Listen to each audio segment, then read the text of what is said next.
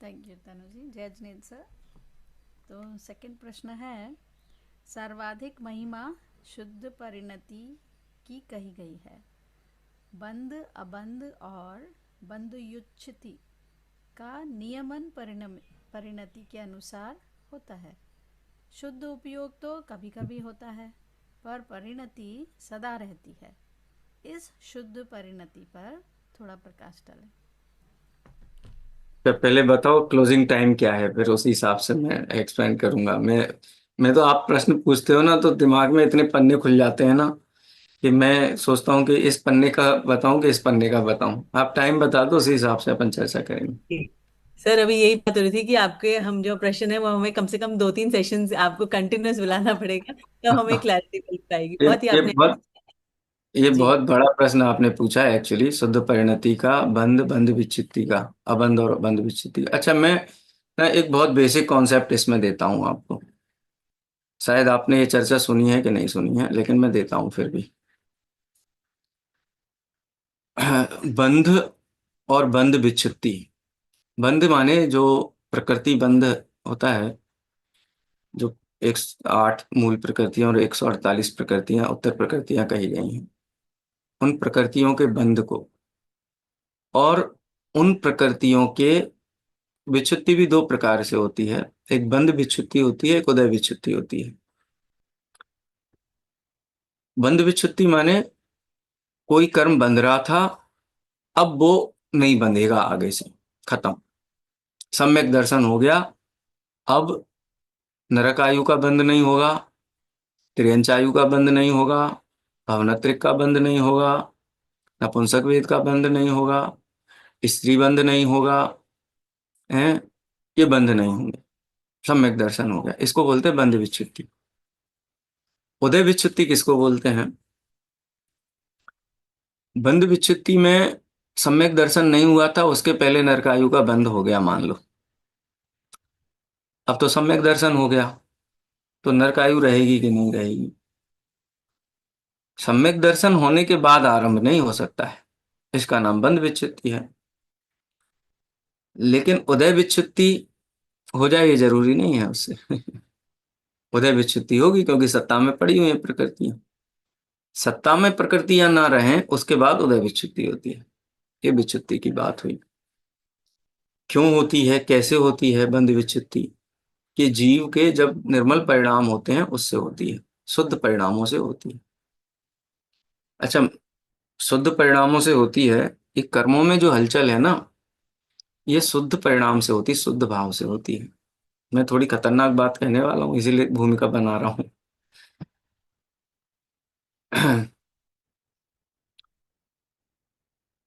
अ, जैसे कोई जीव को सम्यक दर्शन नहीं हुआ है, मिथ्या दृष्टि है, तो मिथ्या दृष्टि जीव को, जैसे प्रायोगिक लब्धि और करण लब्धि वाला भी प्रश्न है क्या हमारे इसमें? नहीं है ना? सर अभी रहने देते हैं फिर वो। नहीं नहीं, मैं उसी को इसमें शामिल करके बात कर लेता ठीक हूँ। ठीक। हाँ ठीक है सर, वो है। है। तो जैसे प्रायोगिक लब्धि के काल में 70 कोड़ा कोड़ी की स्थिति वाला कर्म है जीव को, वो कर्म अंतः कोड़ा कोड़ी रह जाता है। अभी तो सम्यक दर्शन भी नहीं हुआ है। अभव्य जीव को भी हो जाती है इतनी बात तो। ऐसा नहीं भव्य जीव को ही हो, प्राज्ञ लब्धि तो अभव्य तक तो अभव्य को भी कही गई है। लेकिन कर्मों की स्थिति इतनी घट जाती है। करण लब्धि के जो परिणाम है वो भी, वो शुद्धोपयोग और शुद्ध परिणति वाले जिसको हम परिभाषित करते हैं वो वाले नहीं है। करण लब्धि के बाद में जब प्रथम समय में सम्यक दर्शन होगा तब जाकर के जीव को शुद्धता का आरंभ होगा। जब इसकी अनंतानुबंधी और जो मोहनी कर्म है ये दोनों ही चले जाएंगे, उदय में नहीं रहेंगे। उस समय जाकर के शुद्ध, अब शुद्धोपयोग उस पे झगड़ा करते हैं लोग, लेकिन शुद्धोपयोग है वहां पे। और शुद्धोपयोग है, और जो निरंतरता है उस शुद्धोपयोग की परिणति के आधार पर उसको शुद्ध परिणति कहते हैं। और उसके उसके आधार पर बंध विच्छित्ति हो गई। प्रथम नरक विंसट भू ज्योतिष बान भवन सन्नारी थावर विकलत त्रय पशु में नहीं उपजत संकित धारी। वो सारी बंध विच्छित्तियां हो गई वहां पे। उदय विच्छित्ति भी हो जाएगी अगर सत्ता में नहीं होगा कर्म। तो उदय विच्छित्ति भी एक प्रकार से समझ लीजिए, सत्ता में पड़ा हुआ है पहले से ही, तो वो उदय में आएगा, उदय के बाद में उसकी विच्छित्ति हो जाएगी। अच्छा, यहाँ पे शुद्ध सम्यक दर्शन भी नहीं है प्रायोगिक लब्धि में, करण लब्धि में। तो यहाँ पर ये 70 कोड़ा कोड़ी अंतः कोड़ा कोड़ी कैसे रह जाता है? चार आवश्यक घटित होते हैं। स्थिति कांडक घात, माने कर्म की स्थिति वज्र के जैसी स्थिति थी, वो घट करके लकड़ी की स्थिति जैसी रह गई। अनुभाग कांडक भी होता है।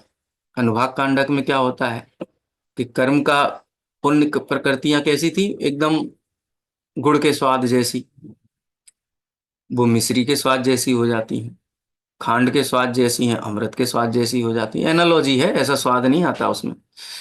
साली वो उदाहरण के लिए है। पाप प्रकृतियां हैं, हलाहल विष के जैसी पाप प्रकृतियां सत्ता में पड़ी हुई हैं, उनका अनुभाग घट जाता है, वो नींबू के रस के जैसी हो जाती हैं, कांजी टाटरी जैसी रह जाती खट्टी। अभी तो कुछ नहीं हुआ, अभी तो सम्यक दर्शन ही नहीं हुआ है, फिर ऐसा काम कैसे हो जाता है? एक्चुअली ये चर्चा ना बहुत डिटेलिंग की जरूरत है इसको, लेकिन मैं बहुत संक्षेप में कर रहा हूँ। आप उपयोग एकदम केंद्रित रखना, आपको बात ख्याल में आएगी। सम्यक दर्शन नहीं है, सम्यक दर्शन नहीं है, सम्यक ज्ञान भी नहीं है, सम्यक चारित्र भी नहीं है, कुछ भी नहीं है, तो भी इतना काम जीव कर रहा है, किसके भरोसे कर रहा है? तो एक चर्चा समाज में ऐसी चलती है कि उस समय तो शुभ भाव है ना उत्कृष्ट जाति का, हमने ये सुना भी है कि निचली भूमिका में तो शुभ भाव है ना, उसकी जरूरत पड़ती है। शुभ भाव नहीं होगा तो कैसे होगा? शुभ भाव तो चाहिए। तो सम्यक दर्शन तक लेकर के कौन जाता है? प्रायोगिक लब्धि में कौन सा भाव है? करण लब्धि में कौन सा भाव है? शुभ भाव है, तो शुभ भाव लेकर के जाता है। और यही सबसे बड़ी चूक हम करते हैं। हम शास्त्र को पढ़ते नहीं, ठीक से समझते नहीं हैं, और हम शुभ भाव का वहां पर खड़ा कर देते हैं एक भूमिका। शुभ भाव और अशुभ भाव ये दो भाव नहीं है, सबसे पहले आप ये समझिए। ये एक ही भाव है, एक ही व्यक्ति है। मैं बहुत वस्तु स्वरूप के निकट जाकर के बात ये कर रहा हूं। ये मेरे मुझे कोई शुभ भाव से एलर्जी है ऐसा भी नहीं है। ये सिद्धांत की बात है। दोनों एक ही है, दोनों ही मोह के दो दो दो व्यक्ति का नाम मोह है, एक ही व्यक्ति का नाम मोह है। वही व्यक्ति रोड पे आकर के झगड़ा करने लगे, लड़ने लगे, तो सारा दुनिया क्या कहती है? बहुत खराब आदमी है, बदमाश आदमी है। वही व्यक्ति किसी को पानी पिलाने लगे, किसी की सेवा करने लगे, तो कहते बहुत अच्छा आदमी है। आदमी दो हैं कि एक है? मैं इसको ऐसे समझाता हूं, अहमदाबाद में 2002 में दंगे हुए, और दंगों में इतना हाहाकार मचा यहाँ पे कि लोग गला काट रहे एक दूसरे का, मतलब सब जितना बुरे से बुरा उनके बस में है, उनकी सामर्थ्य में है, उनकी सोच में है, इतना बुरा कर रहे थे लोग। सिलेंडर रख के लेके जा रहे कंधे पे और फेंक दे रहे हैं घरों के अंदर आग लगा के, और पूरा ब्लास्ट हो जा रहा है, ऐसी स्थिति थी। एक लोग कहाँ से आए थे, कौन से देश से आए थे, पहले कहाँ रहते थे? उसके बाद गवर्नमेंट के जब बिल्कुल हाथ में नहीं रही, तो गवर्नमेंट ने मिलिट्री बुलाई, और मिलिट्री का मार्च होता था हफ्ते 15 दिन तक। हर जगह मिलिट्री के ट्रक, सैनिक पैदल चढ़े हुए सब और कोई बाहर नहीं निकलेगा घर से, बहुत स्पष्ट घोषणा थी, साइट एंड शूट का ऑर्डर था। अब मिलिट्री मार्च कर रही है तो कहीं कोई दिखाई नहीं दे रहा, किसी के चेहरे पर कहीं कोई ऐसी सिकन दिखाई नहीं दे रही है, ऐसा क्रोध। वो मिलिट्री वालों को लोग पूछते थे पानी पियोगे, हैं जमवानु छे, कहीं खावानु छे। वो वो लोग अब ऐसे दिखाई दे रहे हैं जो उनकी सेवा में लगे हुए हैं, लोगों की सेवा में लगे हुए हैं। तो ये लोग आए कहाँ से? हाहाकार मचाने वाले और सेवा करने वाले, ये लोग कहाँ से आए? ये वही लोग हैं। ये वही लोग हैं, हाहाकार मचा रहे थे। ये वही लोग हैं अब जो भले काम करते हुए दिखाई दे रहे हैं। व्यक्ति वही है। अच्छा, तो पहले बुरे क्यों थे, अब भले क्यों हैं? कि पहले मिलिट्री मार्च नहीं कर रही थी ना, अब मिलिट्री मार्च कर रही है। जब मिलिट्री मार्च करती है तो अच्छे अच्छे दुर्जन सज्जन दिखाई देने लगते हैं, और जब बिल्कुल हटा लो सब 15 मिनट के लिए क्या होगा फिर? हैं? जैसे मैं अपने गांव में रहता था, पोरसा, मुरैना जिले में पोरसा है, वहाँ मैं स्कूल जाता था, स्कूल के बीच में पुलिस थाना पड़ता था। पुलिस थाने में पुलिस वाले चोर उचक्कों को पकड़ करके उनको बहुत मारती थी, ऐसे पेड़ से बांधे थे डंडे, और वो आदमी एकदम से ऐसा आके छोड़ दो, हमने कुछ नहीं किया है। उसकी शक्ल देख करके इतनी दया आती थी, और पुलिस वाले इतने लगते थे कि ये इन लोगों को सजा होनी चाहिए असली। तो वो तो बेचारा बेसहाय एकदम से इतना तड़प रहा है दर्द से, और इतना अनुनय विनय कर रहा है, चीख रहा है, वो बेचारा लगता था, और पुलिस वाला दुष्ट लगता था। तो कई एक आध परिचित थे, तो उनको हम बोलते थे क्यों मारते हो इतना इनको, छोड़ दो बेचारों को, इतना तो बेचारा रो रहा है, कह रहा है नहीं करूंगा नहीं करूंगा नहीं करूंगा। तो बोलते बेटा तुम जाओ, तुम अपना स्कूल जाओ, पढ़ो लिखो, तुमको नहीं पता है क्या है। ये आदमी 5 बार मैं इसको पकड़ चुका हूं, और ऐसे ही ये दया दया कर करके छूट जाता है। अभी तुम इसको यहाँ देख रहे हो ना, इसको कभी देखना चोरी करते हुए।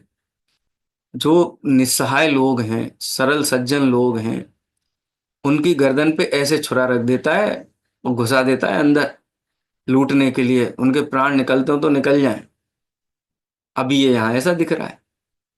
तो वो चोर वही व्यक्ति है, उसको अगर आप लूटपाट करते हुए देखो ना, तो आपको लगेगा इससे ज्यादा घटिया आदमी नहीं दुनिया में कोई। और उसी व्यक्ति को बंधन में देख लो, पुलिस से पिटते हुए देख लो, तो उससे ज्यादा दया का पात्र कोई नहीं लगेगा। दो व्यक्ति हैं कि एक ही व्यक्ति? एक ही व्यक्ति। ऐसे ही मोह है, ये मोह दो चीजें नहीं है, एक ही मोह है, एक ही प्रकार का भाव है। जब भेद विज्ञान का मार्च चलता है ना, जब तत्व विचार का मार्च चलता है, तो ये मोह शुभ भाव रूप दिखाई देता है। और भेद विज्ञान जहां मंद पड़ता है, अपना हाथ पीछे खींच लेता है, वहां पे यही मोह हिंसा झूठ चोरी कुशील परिग्रह करते हुए दिखाई देता है। ये दो नहीं है, एक ही है। प्रायोगिक लब्धि में भी भेद विज्ञान काम करता है, इसलिए अंता कोड़ा कोड़ी होता है, स्वभाव से नहीं होता है। करण लब्धि में भले ही सम्यक दर्शन ज्ञान नहीं है, या सम्यक दर्शन ज्ञान चारित्र नहीं है, लेकिन वहां पे भी ये भेद विज्ञान खड़ा हुआ है। ये भेद विज्ञान के बल पे वहां पर वो भाव स्वभाव रहता है, और ये जीव अपना काम करता रहता है। ये भेद विज्ञान मोक्ष मार्ग का नेता है। ये जो शुद्ध शुभ परिणति है ना, ये शुद्ध परिणति है, ये भेद विज्ञान का नाम है। भेद विज्ञान तः सिद्धा सिद्धा ये किलकेचना, अस्यैव भाव तो बद्धा बद्धा ये किलकेचना। भेद विज्ञान इतना प्रबल हो कि मोह राग द्वेष खड़े भी न रह पाए, उसका नाम है शुद्धोपयोग। और ये भेद विज्ञान थोड़ा मीडियोक्रे लेवल का हो, थोड़ा मंद हो, जहां पर संजुलन कसाय का तीव्र उदय खड़ा हो जाता है, वो शुद्ध शुद्ध परिणति रूप रह जाता है। और वो शुद्ध परिणति शुभोपयोग की तरफ जाने के लिए उद्यम करती है। ये उस समय शुभ परिणति के काल में, सॉरी, शुद्ध परिणति के काल में शुभ भाव वहां खड़ा रहता है, लेकिन शुद्ध परिणति वहां है, उसकी उपस्थिति है, और वो भेद विज्ञान के बल से है। भेद विज्ञान की निरंतरता का नाम ही शुभ भाव के काल में, भेद विज्ञान की निरंतरता का नाम ही शुद्ध परिणति है। ऐसा नहीं है कि अब तो हम ट्रेन में चढ़ गए हैं, अब हमको क्या करना है, अब अपने आप चलेगी, नहीं। ज्ञानी निरुद्यमी नहीं होता है। उत्तरोत्तर बढ़ता हुआ पुरुषार्थ, उत्तरोत्तर बढ़ता हुआ भेद विज्ञान। भेद विज्ञान तः सिद्धा सिद्धा ये किलकेचना, अस्यैवा भाव तो बद्धा बद्धा ये किलकेचना। ये भेद विज्ञान ही है जिससे जीव बंधन से मुक्त होता है। और यदि बंधन में पड़ता है तो उसका कारण भेद विज्ञान का अभाव है। अब मैंने सीधे सीधे उत्तर शुभ परिणति, शुद्ध परिणति और शुभ उपयोग का नहीं दिया, लेकिन इसमें सारे रहस्य इसी में छिपे हुए हैं। एक बात और मैं कहता हूं, उसके बाद पूरा करता हूं इस उत्तर को, कि कोई भी जीव, उसके पास स्वसंवेदन, प्रत्यक्ष दर्शन, ज्ञान स्वरूप मेरी सत्ता है, इसका नॉलेज सबको है। जब इस सत्ता की तरफ झुकाव होता है, वो एक इंद्री का भी हो सकता है, दो इंद्री का भी हो सकता है, उसको हित अहित का विचार नहीं है, लेकिन सत्ता संवेदन सबको है। उस सत्ता संवेदन की तरफ माइन्यूटेस्ट 0.000000000 असंख्या जीरो के बाद एक लगा दीजिए, इतना भी होता है, उससे जीव की क्षुद्र पर्याय से भद्र पर्याय का मार्ग प्रशस्त होता है। ये है ज्ञान, है नेता। ज्ञान की निरंतरता का नाम ये शुभ परिणति है, ये शुद्ध परिणति है। और उस समय जो मोह है, वो मोह एकदम से कप कांप करके खड़ा रहता है। तो वास्तव में शुभ का आदर नहीं है। अब देखो, उस शुद्ध परिणति और शुद्धोपयोग के काल में जो शुभ भाव भी है, उसको भी आदर दिया जाता है, साथ में चलता है ना, इसलिए उसका आदर होता है। हैं? यदि भेद विज्ञान ना हो, शुद्ध परिणति ना हो और शुभोपयोग हो, तो उसकी क्या कीमत है? कोई कीमत नहीं। कीमत तो इसकी भी नहीं है। ज्ञानी से पूछो ये शुभोपयोग कैसा है, तो कहेगा शुभोपयोग अभी हाथ पैर बांध रखे हैं वेद विज्ञान ने, अभी डंडे की मार पड़ रही है इसलिए बढ़िया दिखाई दे रहा है। अभी वेद विज्ञान गायब होने तो फिर देखो, छठे सातवें छठे गुण स्थान से पांचवें गुण स्थान में, पांचवें गुण स्थान से चौथे गुण स्थान में, एकदम ही छोड़ देवे तो मिथ्या दृष्टि गुण स्थान में, भेद विज्ञान छोड़ेगा तो नीचे जाएगा, भेद विज्ञान पकड़ेगा तो ऊपर जाएगा। और भेद विज्ञान करता हुआ जीव को स्वभाव होता ही होता है, सहज होता है। पुलिस के डंडे पड़ते हैं तो सज्जन दिखता है हर व्यक्ति, बस।